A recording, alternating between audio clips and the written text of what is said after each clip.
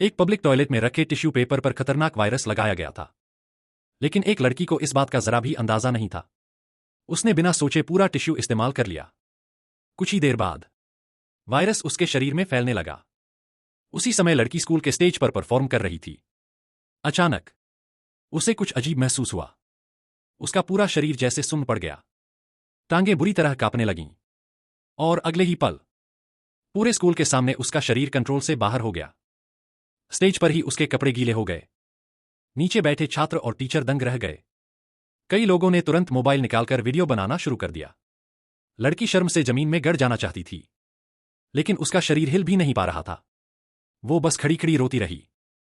Staff किसी तरह उसे स्टेज से नीचे लेकर गया। आईने के सामने खड़ी लड़की बार बार वही शर्मनाक पल याद कर रही थी।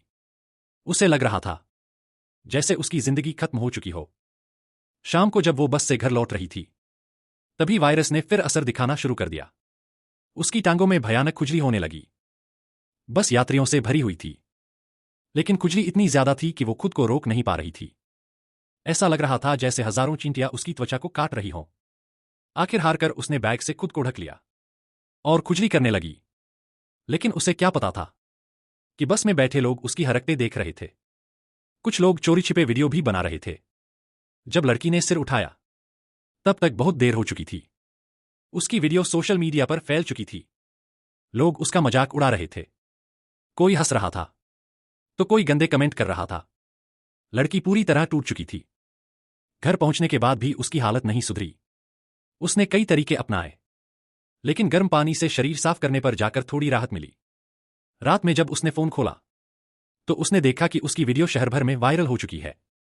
कमेंट पढ़कर उसकी आंखों में आंसू आ गए। तभी उसकी नजर एक प्रोफाइल फोटो पर पड़ी। वो लड़की उसकी डांस टीम की सबसे बड़ी दुश्मन थी। अगर वो डांस टीम छोड़ देती, तो वही लड़की टीम की लीडर बन जाती। अब उसे समझ आ चुका था कि ये सब किसने किया है। वो तुरंत अपने बड़े भाई के पास गई, जो मेडिकल की पढ़ाई कर रहा था। उसने पूरी घटना बताई।